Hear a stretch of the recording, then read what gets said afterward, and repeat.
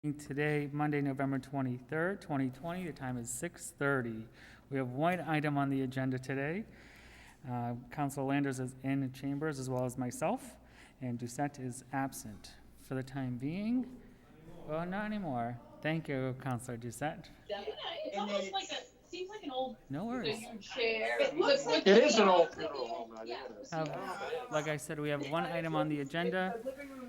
Item number 18108. It's a communication from Mayor Vigent with proposed amendments to the city code. She doesn't like it because of the work. I go, you can change it. Oh, you can fix it. But I just like the side, and the separation of the rooms and stuff. Yeah. Which I like it. There seems to be some feedback coming from someone. Can you please mute? Thank you. Alrighty, so back to order number 18108. Communication from Mayor Vigent with the proposed amendments to the City Code, Chapter 125 Personnel. He would like to start minimum rate by inserting a new section to the code. We tabled this or postponed this from last meeting. There seemed to be a lot of discussion. We have about a half an hour before finance, so let's not run late for that.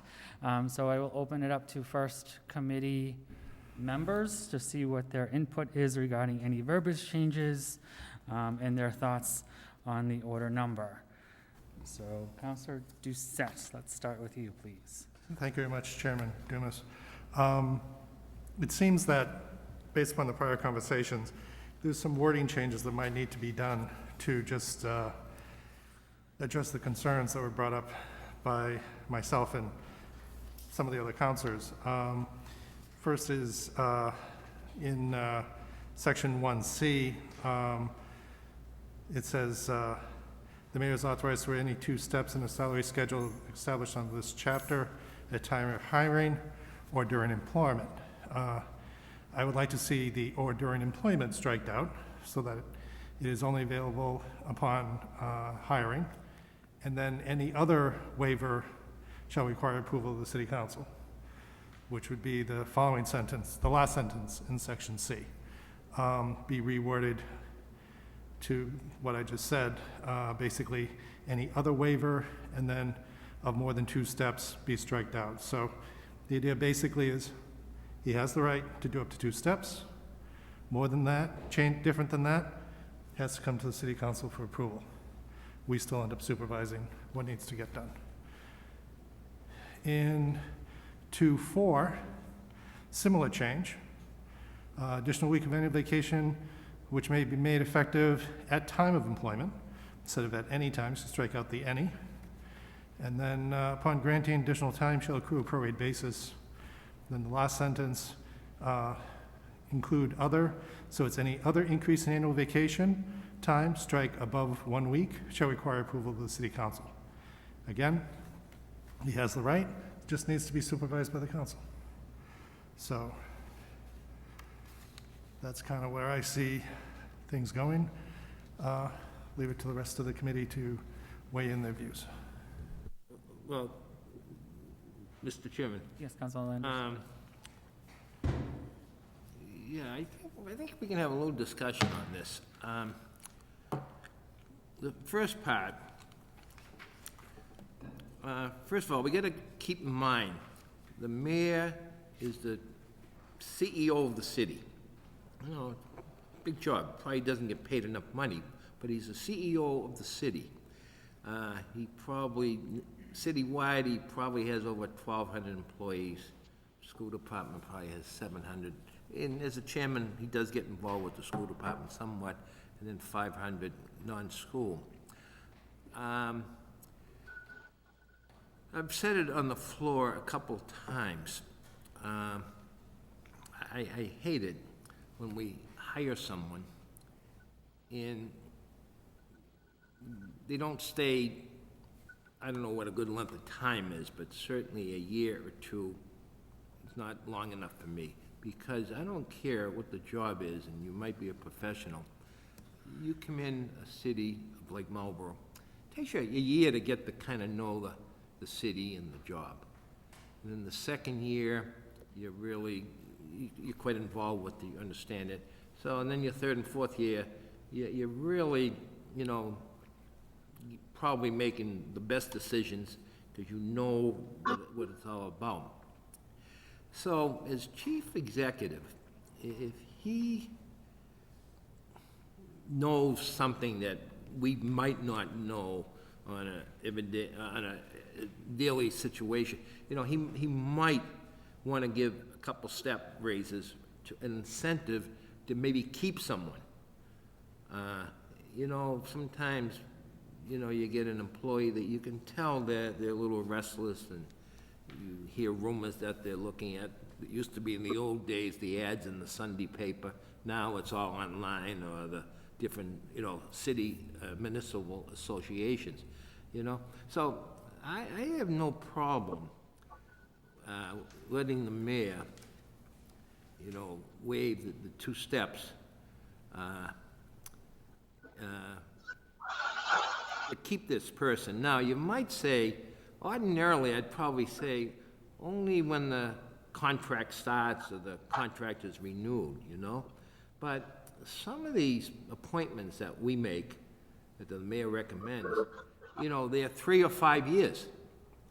So, you know, what happens if someone in their second year, either the mayor has kind of changed the responsibilities and duties somewhat, or he feels that employee is getting a little restless?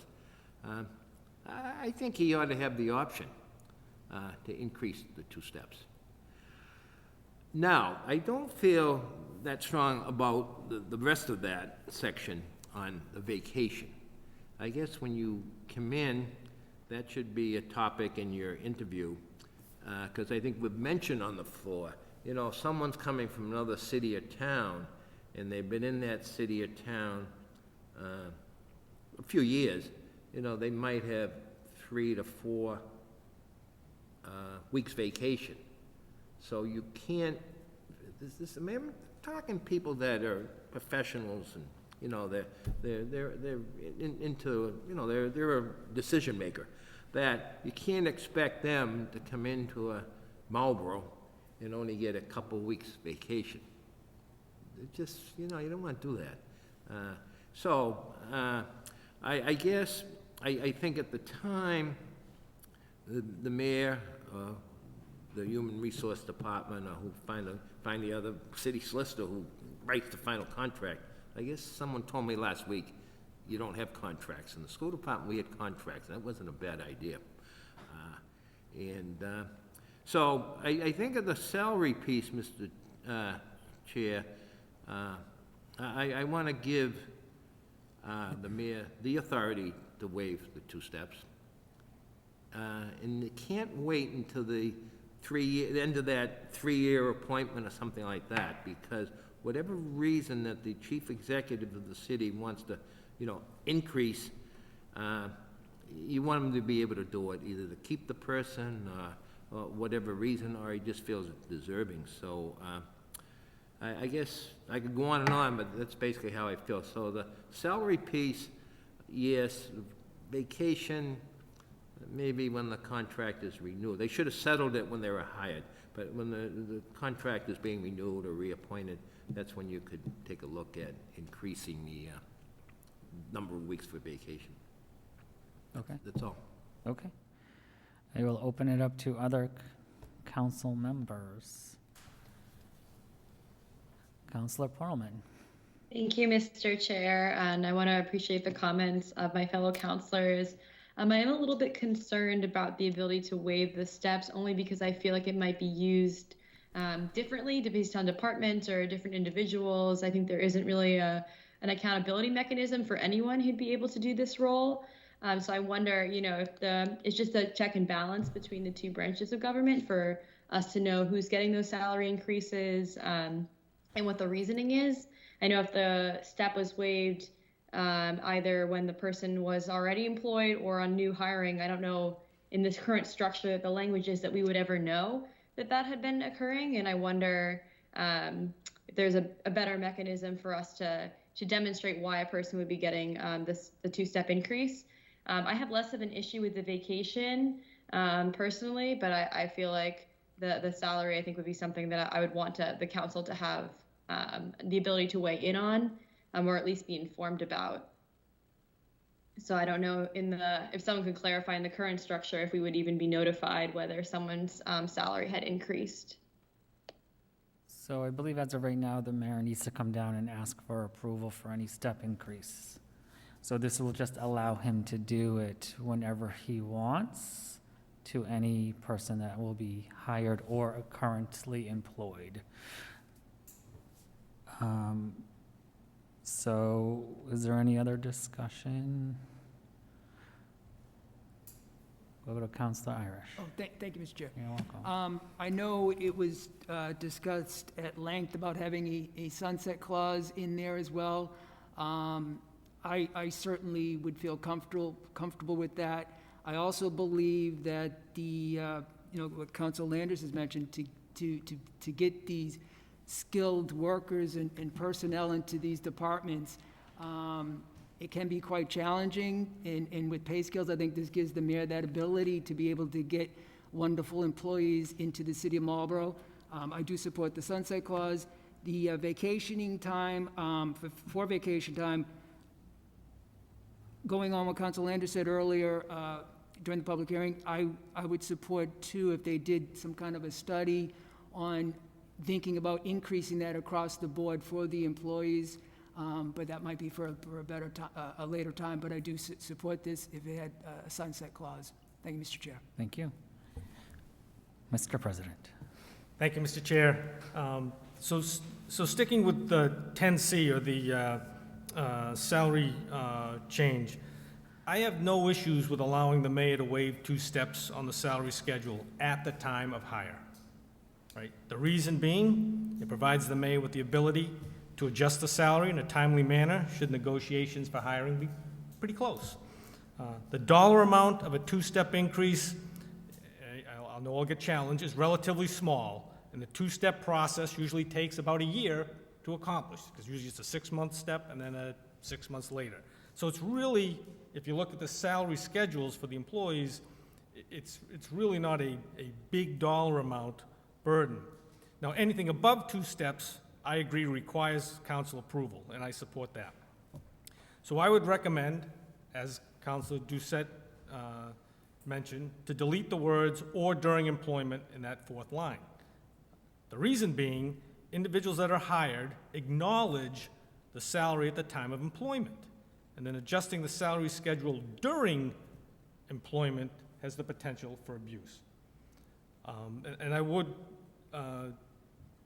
I kind of like the way it's worded right now, that last sentence, any waiver of more than 2 steps shall require approval by the city council. I think that's pretty clear cut. So not on the committee, but I would support deleting the words "or during employment," as Councilor Doucette suggested, but I would suggest leaving the rest of it as is. Now, moving on to vacation, section 18. Again, I have no issues with allowing the mayor to add additional week of vacation at the time of employment.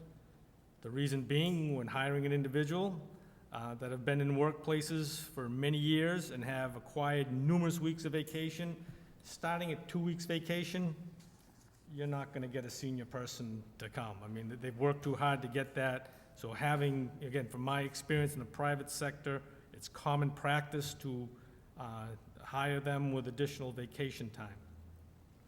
So like Councilor Doucette, I recommend deleting the word "any" in the 5th line.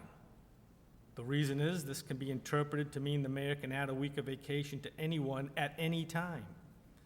Similar to the above, this is the potential for abuse. Vacation time should be agreed upon at the start of employment. Any increase above 1 week requires council approval. So again, I would recommend that last sentence stay as is, Mr. Chair.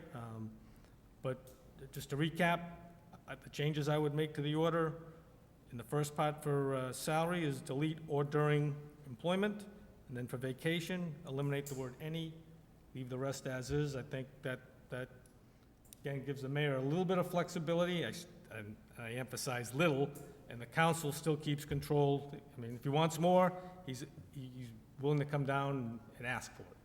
Thank you, Mr. Chair. Thank you. Anyone else? Councilor Navin. Thank you, Mr. Chairman. I agree with President Ossing completely on this one. I think that, as the chief executive, the mayor does need some flexibility to entice people to come and work for the city of Marlborough. Not that I think that needs any additional enticement besides the fact that they would be working in our great city. But, that is the time in which he needs the flexibility, and time may be of the essence for him to make a competitive offer for a candidate that may be looking somewhere else, both on the financial side and on vacation time. I agree. I think that, in the world we're living in now, for professional individuals who are maybe coming from someplace else, 2 weeks isn't often going to cut it, and that's going to be, a deal breaker people have. People are leaving places where they have significant time off, and in their personal lives and family lives, they may need that. So I think that that's great.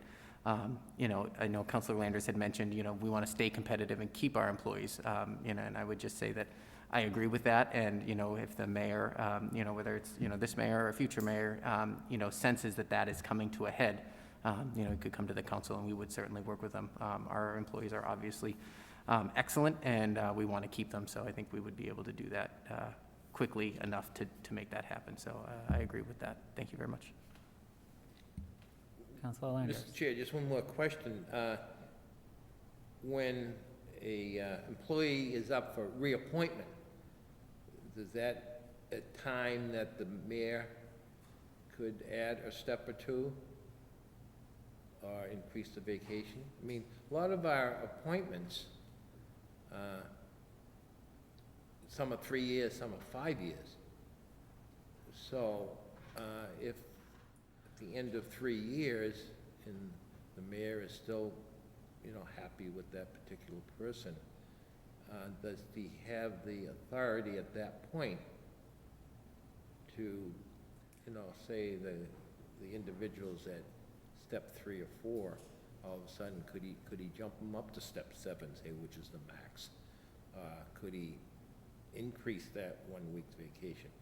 So how would that work? I mean, Based upon what is being proposed by Mr. President, as well as Councilor Doucette, it would only be at the time of hire. So if the mayor wanted to give them a salary increase, then he would come before us and ask us, and then we can either approve it or not approve it. And I think what we're missing here is the word transparency. So I think as if this is the changes that were being discussed, I think it sets the tone for transparency from the mayor's office on who's getting what, and then now it's a public record. So now the people or the constituents know who's getting a raise and when. So it holds the mayor's office as well as us accountable by the actual increases by asking for approval than just the mayor going ahead and saying, I'm going to give you a raise whenever I want, whenever I feel like it. So there's that checks and balances that's being issued based upon the changes that we would like to make. Well, I guess I can see, I'm certainly in the minority on this, but I could see, I guess a reappointment is like a rehire. You hire someone for 3 years, and then their 3 years is up, so you're kind of like rehiring them maybe for another 3 years or 5 years or whatever it is. But I do keep in mind, I don't see this abuse creeping in. I mean, as I said earlier, the mayor is the CEO of the city. Days are over that you take care of your friends. I mean, these meetings are all live and so forth like that. Well, that's what we always hope, that we don't take care of. What you do is you take care of a valuable employee. And I think they do it in industry all the time, and basically, unfortunately, municipalities and schools, we can't give bonuses and we can't do this, and we can't do that. But I don't know. I see where you guys are coming from, but Sure. I'm not completely convinced. Okay. We'll go to Councilor Doucette, and then we'll go to Councilor Perlman. Thank you very much, Chair. So I think that the issue, you know, I do see this as two scenarios, okay?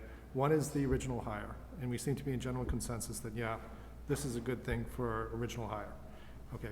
The second is basically, you know, the potential loss of a good employee. So I've seen lots of cases in industry where someone basically is, you know, someone's thinking of leaving. He may not even been looking. They may have come to him, you know, or the person. And, you know, they're negotiating an offer with another company, and the company, his current company makes a counteroffer, okay? And the counteroffer could be income, you know, increased salary, increased vacation. Okay, those are the dimensions, to effectively try to match what this other business is proposing, you know, as an offer. So it's effectively a counteroffer. So I think that the mayor should have a right to do a counteroffer, but I think in those cases, if, you know, there's gonna be a jump in pay or a jump in vacation, he's gotta have the ability to come to us, and I see this in here as a way of basically making sure that the out of him making that type of offer still comes down to the council. If we don't say that within this code, I'm not sure if that's viable. Yeah, I mean, is anyone here legal? Is legal here or not? Because, you know, we're saying, oh, well, the mayor, you know, mayor can come down and ask for this. I'm not sure if that's true unless it's in code. So, that's why I put in the phrase of any other waiver shall require from the city council, or any other increase in annual vacation shall require approval by the council. That is handling the scenario of trying to keep the guy here, or the person here, before he walks out the door for a better opportunity, okay? And giving him what he needs, you know, effectively trying to match what the other, you know, the other institution's trying to offer. So that's why I wanted to have those second phrases in place. I guess, Mr. Chair, Point of information? We'll go with Mr. President first. I wasn't through. Thank you, Mr. Chair. So you're concerned about the code, so the salary ordinance is the code. So in other words, when we hire any individual per the salary ordinance, that step process is how they are hired. 1, 2, 3, 4, 5, 6, or 7, depending on how many steps. Can't change it. The only thing this ordinance is allowing the mayor to do is potentially waive steps 1 and 2. That's it. That's it. That's the only thing. Anything else, if at the end of if the appointment, 3 years, he wants to come back and he's in step 3 and the mayor wants to put him in step 7, guess what? He comes down to visit us because he cannot, per the code, jump any of the steps. All this is doing is at the time of hire, assuming those words go in, is allow the mayor the flexibility to waive steps 1 and 2 if he thinks he's close enough to negotiations with that particular individual when they're being hired. That's it. And similarly, for vacation, to add an additional week of vacation. That's it. You know, the rest of the vacation that's set up by the human resource policy, you gotta follow. So, again, that's what I'm saying. Your concern, I understand your concern, but I believe it's addressed in the code for the current all the salary ordinances are in the code. Right. It's already there. Thank you, Mr. Chair. May I? Absolutely. Thank you. So my question is basically, if the mayor hires someone, hangs around for 3 years, gets another offer from some other city, right? Framingham, okay? And it's a bigger offer, whatever. Can the mayor have the right, without it being in the code, to come down to us and ask us for an exception? Or is it pretty much locked into what it is? Go ahead. Yes, Mr. May I? President. Yes. So again, is so he's correct. locked into that salary schedule. That is the code. There's no wiggle room. If he wants to come down and say, I want to, again, after 3 years, what do you at, step 4, 5 maybe, and it's a 7-step process, it takes anywhere between 3 and 5 years to get through the step process, because we've got them different for different non-union personnel. He can't just, they can't waive it, because he'd have to come down and ask for an ordinance change. So that's why I believe the way it's worded now is appropriate. And it really does address your concern, as long as you have faith in the salary ordinance is the code, and the steps are what the individuals hired has to follow and the city has to pay out. The only thing we're allowing the mayor to do is waive 2 steps. That's it. That's Only at time of hire, though. Oh, well, I agree with the wording. The wording's gotta be put in, as Right, you suggested, right. delete. Right, so my question is, if it's not at time of hire and the mayor still wants to make that change, are we going to allow that? Well, I don't know what if the mayor wants to give someone more money at some other time, that's crossing a really challenging threshold, because the department next door is gonna say, well, why aren't you giving me more money? I mean, so this is where city government is not like the private sector. We don't have what I call some of that built-in flexibility. We're structured by what's in the ordinance, and the ordinance is specific to what those salary steps are. And all we're doing now is saying you can waive the first 2 if the mayor seems he wants it. We don't have any, we would not have any say in that. Right now, if he wants to waive, right now, today, if he wants to waive the first 2 steps, he's gotta come down and pay us a visit. And all this says is, we feel that that's within the mayor's jurisdiction, small enough increases, if the negotiations are that close, have at it. I'm gonna go to Counselor Pearlman. We have about 5 minutes, so.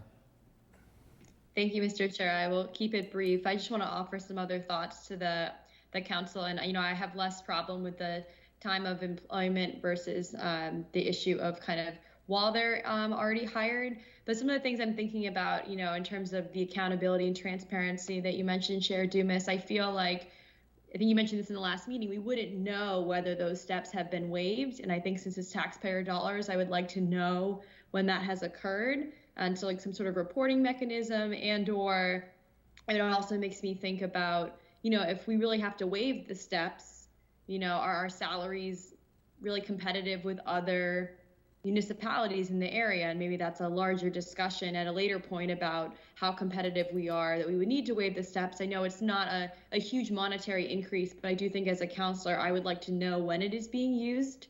And so my feedback would be that, it's fine if we were able to waive it at employment, but I think that the council should know that information, even if it can't be right when they're making, the offer, but we should be able to know afterwards as well. Thank you. Thank you. Councilor Chairman, you said. Councilor, one more second. Councilor, did you have to rebuttal? Well, not really. I guess, not rebuttal. You know where I'm coming from. I have the feeling, just a feeling, I've been around here long enough, and I'm not saying that sometimes when someone leaves earlier than I hope they would, that it isn't always based on salary, but that's what I'm trying to say, that as a CEO, the mayor, he knows what's going on there, and I'm trying to cut down on turnovers. It really galls me when someone comes and stays less than a year. Unless, there's always a reason, and Right. maybe the money wouldn't keep them there. Right. But that's when I saw it in the school department, 5 or 6 superintendents in like 7 years. And as I mentioned a couple of weeks ago, I was used to having Ray Richard 22 years and Dave Flynn 13.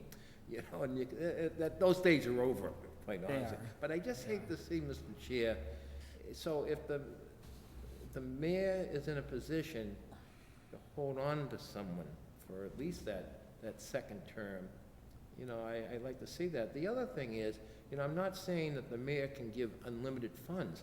He can never give more than the steps that are in the ordinance.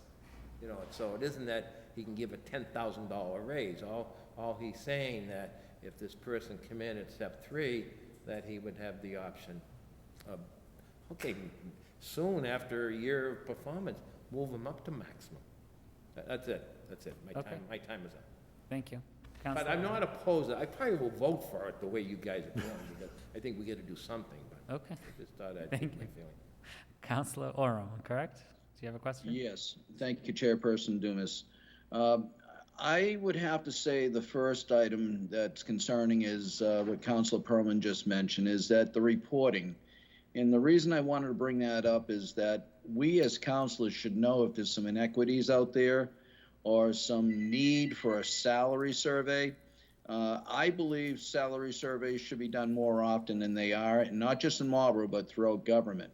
Maybe we could, by doing those, find out where we need to improve on attracting employees by keeping up to the standards that they're expecting when we go to hire. The other thing that I feel very strongly about is with a salary survey, I believe it just doesn't make it fair for the next person in, but it may make it fair for someone, say, that was there for 20 years and really never got any further, and we're hiring someone that sits in the same type of management position who may get $5,000 more than they have after being there 20 years. It does cause for, in my view, a very unequitable situation for many of the employees. So I'm very concerned if we don't have a reporting mechanism that we won't know where those inequities are. So I suggest that highly, but I think the main way to solve all of this is to start looking at doing salary surveys on a regular basis. Thank you. Thank you, Councilor Oram. So just to wrap up, if there's nothing else, we've heard a few different proposals. The one that I think I'm the most comfortable with, having, I guess, the final say as the chair, is to deleting the line "or during employment" in C, and then the word "any" in item 4. So deleting 1, 2, 3, 4 words. But I would need a motion to either move forward if there's any other discussion, or a motion to table this, even though I propose to postpone it, but I prefer not. So, to move Motion. this forward. Yes. Motion to remove "or during employment" from item 1C, and remove "any" as an effective at any time of employment from item 2.4. I will second that. Since we are all here, all in favor, unless there's any other discussion? All right, all in favor? Great, the motion carries 3-0. And we're nice to have a motion to adjourn. Motion to adjourn. I will second that. Any other questions? All in favor? 3-0, and we are adjourned at 7:03.